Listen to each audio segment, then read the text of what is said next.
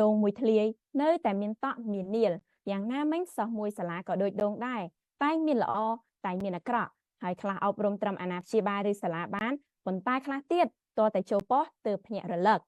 จีปทอมยังขยมสมกรบดอกคณะกรรมการคณะทัพได้หนึ่งอ่องเวติกาอย่างมูจิตีกรบยังขยมชัวซ้อมสวรรค์จีไปคันนารีตีใบในวิจิไลประสีสวัสดิ์สลาเรียนจำนวนทำไมขณะเป็นนี้อนุญาตเอารูปยังขยมโชว์คลุมมาเบาสไลน์เนตะให้กอติใบนุกือประสิทธิภาพในการสหการระเวียงคณะกรุบกรองนังอาญาทอมเมียนสมัติเกิดองเวติกาแต่งมูจิตีกรบมัดกรมสอบจิตีสระลันประสันบาสบังกอปัญหาทอมปาฟอดาสังคมตาฉบับเต้หากรมปรึกษาอยู่วิจารณ์นังกุมาอาจดอสไลปัญหาแต่งนูบ้านฉบับน่ะหาวิมันอาจเตอร์รุ่ยนูเต้ให้ดำนักสไลดอลเอาบ่มพอดนูคือคณะกรุบกรองเตอรีการตะการอาญาทอเมียนสมัติเกิดชีจำบัด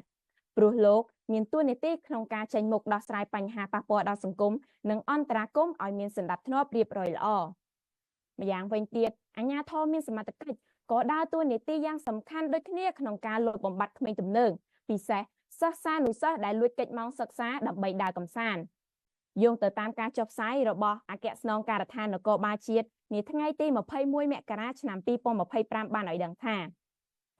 កងកម្លាំងអធិការដ្ឋានស្រុករតនមណ្ឌលបានសហការជាមួយលោកគ្រូអ្នកគ្រូដឹកនាំដោយលោកវីរៈស្នីឯកសននិលដើម្បីចោះចាប់ខ្លួនសិស្សានុសិស្សនៃវិទ្យាល័យស្ដៅសន្តិភាពនិងអនុវិទ្យាល័យស្រុករតនមណ្ឌលដែលបានកិច្ចសាលាប្រមូលផ្ដុំគ្នាដាក់ម៉ូតូនៅតាមសាលាដាក់ម៉ូតូនៅតាមរបងសាលានិងឲ្យធ្វើកិច្ចសន្យាព្រមទាំងអប់រំដើម្បីបញ្ឈប់សកម្មភាពទាំងអស់នេះជាងនេះទៅទៀតកងកម្លាំងអាជ្ញាធរមានសមត្ថកិច្ចក៏ដើរតួនាទីយ៉ាងសំខាន់ដូចគ្នាក្នុងការសហការជាមួយនឹងគណៈគ្រប់គ្រងដើម្បីផ្សព្វផ្សាយពីផលប៉ះពាល់នៃការប្រើប្រាស់សារធាតុញៀនបារីអេເລັກត្រូនិកក្មេងទំនើងក៏ដូចជាច្បាប់ចរាចរណ៍សមស្របទៅតាមផែនការភូមិឃុំមានសុវត្ថិភាពយោងទៅតាមការចុះផ្សាយរបស់អង្គភាពសារព័ត៌មានភ្នំពេញប៉ុស្តិ៍បានឲ្យដឹងថានាថ្ងៃទី13កញ្ញាឆ្នាំ2023នៅវិទ្យាល័យរិស័យកែវលោកវីរៈស្នីត្រីតូចគឹមសុងបានសហការជាមួយនឹងគណៈគ្រប់គ្រងសាលាលោកគ្រូអ្នកគ្រូដើម្បីចុះផ្សព្វផ្សាយពីផលប៉ះពាល់នៃការប្រើប្រាស់សារធាតុញៀនបារីអេເລັກត្រូនិកច្បាប់ចរាចរណ៍ផ្លូវគោកនិងក្មេងទំនើងទៅដល់សិស្សានុសិស្សឲ្យជៀសវាងពីការប្រព្រឹត្តអំពើឆ្គាំឆ្គងទាំងអស់នេះនិងផ្សព្វផ្សាយបន្តទៅដល់សិស្សានុសិស្សដទៃទៀត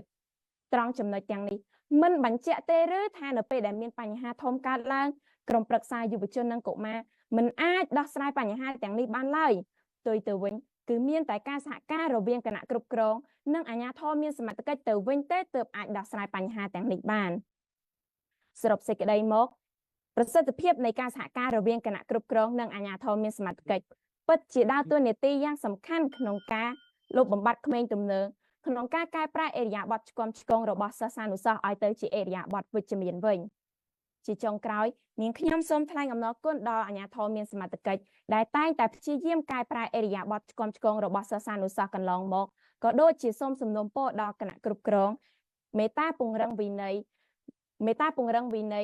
និងរាយការណ៍ក៏ដូចជាសហការបន្ថែមជាមួយនឹងអាជ្ញាធរមានសមត្ថកិច្ចឲ្យកាន់តែជិតស្និទ្ធបន្ថែមដើម្បីកែប្រែនៅអេរយាប័តរបស់សិស្សលុបបំបាត់នៅក្មេងទំនើងក៏ដូចជាការពារសុខសុវត្ថិភាពនិងសណ្ដាប់ធ្នាប់នៅក្នុងសាលារៀនកុំឲ្យមានបញ្ហាកើតឡើងបន្តទៀតសូមអរគុណ